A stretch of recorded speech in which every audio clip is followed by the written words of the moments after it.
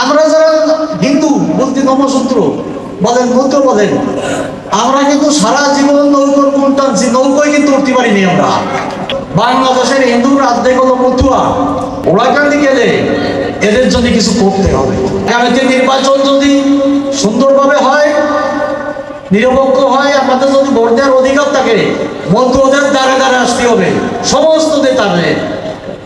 আমরা ঢাকায় বিভিন্ন সময় সম্মেলন করি, একটা সরকার থাকে, সেই সরকারের দুই একজন প্রতিনিধি থাকে, তাদের কোনো নাই না, তারাও অনেক প্রতিশ্রুতি দেয়, প্রতিশ্রুতি কেউ রক্ষা করে না, কেউ রক্ষা করে না। তা আমরা কয়েকজন, আমাকে সঞ্জয়, আমাকে শিশির বাবু, দেবাশিস, মিন্টু, বিদুর বাবু, আমাকে রঞ্জিত, সবাই আমরা বলছি বর্তমান কোনো সরকার নাই, আছে একটা অন্তর্বর্তীকালীন সরকার। আগামীতে যদি এপ্রিলে নির্বাচন হয়, এপ্রিলে না হয় জুনে হবে, এপ্রিলেও যে নির্বাচন হবে তার কোনো নিশ্চয়তা নেই, আগে তো হওয়ার সম্ভাবনাই নেই। আমরা এই সরকার থাকতে, এই সরকারের প্রতিনিধি থাকবে, বিএনপির প্রতিনিধি থাকবে, প্রয়োজনে জামাতের প্রতিনিধি থাকবে, প্রয়োজনে নতুন যে দলগুলো হয়েছে আরো ছোট ছোট দল তাদের প্রতিনিধি থাকবে, সব দলের প্রতিনিধি নিয়ে মতুয়ারা তাদের কথা বলবে, মতুয়ারা তাদের কথা বলবে। অর্থাৎ মতুয়ার কথা কেউ শুনে না তো, একটা দলের জানে যে মতুয়া বলতে ওই দলের। আমরা ইয়ং জেনারেশন কিন্তু দেখে নাই নৌকার গুণ টানতো, আগে আমরা দেখেছি গুণ টানতো, একটা লোক দড়ি বাঁধিয়ে কাঁধে একটা লাঠি থাকতো, টানি নিয়ে যেত, আর একজন হালি থাকতো, ও কিন্তু ব্যালেন্সটা ঠিক রাখতো নৌকার। এই হলো গুণ টানা বলে। আমরা যারা হিন্দু বলতে নমসূত্র বলেন মধ্য বলেন, আমরা কিন্তু সারা জীবন নৌকোর গুণ টানছি, নৌকোয় কিন্তু উঠতে পারিনি আমরা। পার্সেন্ট থেকে নৌকোয় উঠতে পারি, নৌকোয় আপনারা উঠতে পারেন নাই, অতএব আপনাদের কোনো দাবি দাবা পূরণ করে নাই। আমরা কোনটা নিয়ে নৌকো পরিচালনা করছি, নৌকো চালাই নিছি আমরা, আমরা কোনো দলকে চালাই নিতে রাজি না। আমার যদি কেউ যদি করে তাদের চালাইতে রাজি। এই কারণে আমরা আগামী দুর্গাপুজোর পরে হোক, রাষ্ট্রপতিমার আগে হোক, শীতের মৌসুম আসবে, ঢাকায় একটা মহাসমাবেশ করব। তাতে আমি বললাম সব দলের প্রতিনিধি থাকবে, সব দলের হাইকমান্ডের রাখবো। মতুয়ার কথা শোনো, বাংলাদেশের হিন্দুর অর্ধেক হলো মতুয়া, এদের দাবি দাবা মানো। আমরা মার খাতে রাজি না, তোমাদের জন্য আমরা করতে রাজি না, আমাদের জন্য কিছু না করবো তোমরা। অতএব বাংলাদেশের মতুয়ার অবস্থান, হরিগুরুচাঁদের অবস্থান, হরিগুরুচাঁদ কোনোদিন স্বর্গে যাওয়ার কথা বলে নাই যে আমাদেরকে দীক্ষা নাও স্বর্গে চলে যাওয়া, কোনোদিন বলে নাই। ধর্ম ব্যবসা করে নাই হরিগুরুচাঁদ ঠাকুর, ধর্ম নিয়ে একটা মৃত জাতিকে জীবন দান করছে। এদের মুখে ভাষা উঠেছে, এদের বিদ্যা, এদের ধর্ম, এদের অর্থনীতি, এদের রাজনীতি, এদের সমাজনীতি, সমস্ত নীতি গুরুচাঁদ ঠাকুরের নিকট আমরা পেয়েছি। আজকে সুন্দর প্যান্ডেল করে আমরা বক্তব্য রাখতেছি গুরুচাঁদ ঠাকুরের জন্য, হরিচাঁদ ঠাকুরের জন্য। সে কারণে এই অধিকারটা দেশে ঠাকুর, তাই আমরা অন্তত ঠাকুরের দর্শনটা, মতুয়ার অবস্থানটা সারা বিশ্বে তাদের জানাই। বাংলাদেশ সরকারের কোনো সরকার, কোনো রাজনৈতিক দলই জানে না ভালোভাবে ওরাকান্দি সম্পর্কে, মতুয়া সম্পর্কে এরা কেউ জানে না। কিছু কিছু জানতেন আমাকে আমেরিকার লিডাররা, আমাদের বৃহত্তর ফরিদপুর পরিষদের সব লিডার জানতেন ওরাকান্দি সম্পর্কে, মতুয়া সম্পর্কে, কিন্তু জানিয়েও না জানার ভান করতেন তারা। আমাদের প্রধানমন্ত্রী তাই জানিয়ে না জানার ভান করতেন। এবং বিগত দিনের প্রধানমন্ত্রী, আমার মনে পড়ে বিরোধী দলের নেত্রী থাকাকালীন এই যে গুরুচাঁদ মন্দিরের সামনে দুইজন চৌকি পাতে আমরা দিয়েছিলাম, প্রধানমন্ত্রী আসছিলেন শেখ হাসিনা, উনি আসছিলেন বঙ্গবন্ধুর জন্মদিন উপলক্ষে, টুপি পরে আসছিলেন, ফেরার পথে ওরাকান্দি ঢুকলেন শেখ সেলিম সাহেব, উনি। তাই আমরা মঞ্চে ছিলাম, আমি ছোট কাকু, মেজো কাকু বাড়ি বিদ্যাসুর আসতে পারে না, ভিড়ে এই দুইজন খালি আমরা ছিলাম, আর প্রধানমন্ত্রী ছিল, সেলিম সাহেব ছিল।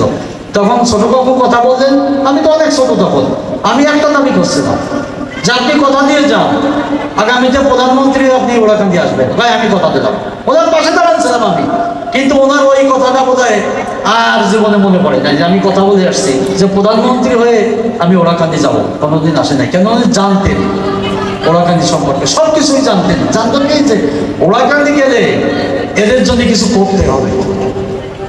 এই জন্য এদের জন্য কিছু করবো না বিদায় ওরাখানে যাবো না। স্পষ্ট কথা। আমাদের বড় একটা দাবি থাকতো ঠাকুরের জন্মদিনে সরকারি ছুটি দেবো না, এই জন্য ওরাখানে যাবো না। আমাকে একদম দাবি যে আমাদের আগামীতে যে সরকারি আসবে আমার ঠাকুরের দিনে সরকারি ছুটি দিতে হবে জন্মদিনে, আর ওরাখানিকে জাতীয় তীর্থ হিসেবে ঘোষণা দিতে হবে। এই দুটো দাবি। ওই যে আপনারা সীতাকুণ্ডকে জাতীয় তীর্থ নিজেরা নিজেরা লিখে দাও, ওগুলো আমরা মানি না। জাতীয় তীর্থর যে গুণ মহিমা যা থাকতে হয় ওরাখানে সবকিছু আছে।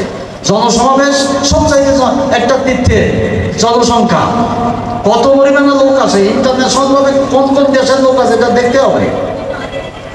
জাতীয় তীর্থ হতে হবে। আপনার তোমরা ঢাকেশ্বরী বাড়িকে জাতীয় মন্দির করছো, কোনো আপত্তি নাই, কিন্তু ও জায়গায় ভোট নাই বাবা। ওখানে বিএনপির নেতারাও যায়, আওয়ামী লীগের নেতারাও যায়, সব দলের নেতারা যায়। ঢাকেশ্বরী বাড়ি কোনো ভোট আছে নাকি? কথা বল না কেন? আছে? ওদের কোনো ভোট নাই। আমার হরিচাঁদ ঠাকুরের ভোট আছে, অনুকূল ঠাকুরের ভোট আছে, জগবন্ধু সুন্দরের ভোট আছে, কিন্তু তাদের কোনো ভোট নাই। অর্থাৎ যাদের ভোট আছে তাদের কথা মানতে হবে। স্পষ্ট কথা।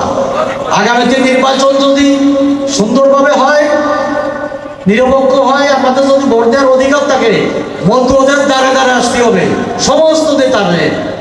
আপনারা তখনই সত্য দেবেন। এই সব হিন্দু অধ্যুষিত সমস্ত অঞ্চলের লোক আছে এখানে।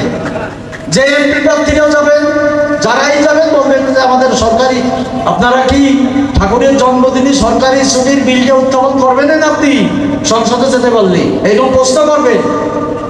আমাদের যদি কি করবেন বলেন আপনারা, নতুবা করতে বলারে স্পষ্ট হবে।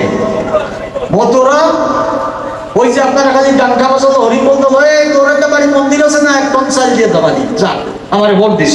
ওই চাল গমের লোভ করেন না, আর হিন্দু ধর্মের প্রধান রাষ্ট্রে 10,000 5,000 টাকা দেয়, এই লোভ করেন না আপনারা।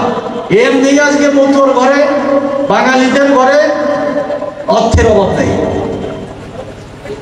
বিশেষ করে আমার গোপালগঞ্জের কথা তো জানি, যার ঘরে না আছে 100 মণ ধান আছে, অথবা আমরা আর গরিব নেই। এইরকম ওই নেতাদের প্রলোভনে পাও দেবেন না আপনারা। কিছু অধিকার, জাতীয় অধিকার, রাষ্ট্রীয় অধিকার যাতে আমরা পেতে পারি, আমার ঠাকুরকে প্রতিষ্ঠিত করতে পারি, সেইভাবে আপনারা কাজ করবেন। আপনাদের পাশে আমরা আছি, আমাদের নেতৃবৃন্দ আছে। আজকে মঞ্চে আপনারা বাংলাদেশের এক একটা রত্ন, বাংলাদেশের প্রতিটি অঞ্চলের আজকে প্রতিশ্রুতি এখানে মঞ্চে আছে। আপনারা এমন কিছু আজকে বলে যাবেন, এমন কিছু নিয়ে যাবেন যে আগামীতে মতো ওদের এক ডাকেছে সবাই। আপনারা জানেন আজকে নরেন্দ্র মোদী বাংলাদেশে এসেছিল, খালি খালি আসছিল, মন্দির পুজো দিতে আসছিল। আমি বলি না, ওই মন্দিরে পুজো দেওয়াও একটা রাজনীতি। উনি জানতেন এবং শান্তনু ঠাকুর বুঝাইছিলেন যে সারা বিশ্বে ভারতবর্ষই আছে 9 কোটি মতুয়া, সারা বিশ্ব নিয়ে 12-13 কোটির মতুয়া। এক ওরাখানে গেলে সব মতুয়াদের ভোট পাবেন আপনি। কিন্তু মতুয়ারা তো বোকা না, ওই একটা দলের ভোট দেয় না, মতুয়ারাও চালাক হয়ে গেছে। হ্যাঁ, ওই এত চেষ্টা করেও কিন্তু পশ্চিমবাংলার সব মতুয়ারা ভোট দেয় না। সে কারণে তবুও তারা দৌড়ায়, অনেকের দুটো ভোট পায়, তাই না? সৌভাগ্য শান্তনু ঠাকুরের, ওরাখান দিয়ে আসার পরে মন্ত্রী হলো উনি, বাংলাদেশে আসার পর এমপি হয়েছে উনি। যাই হোক, আমি কথা বলবো না, আবার কথা বলবো লাস্টের দিক।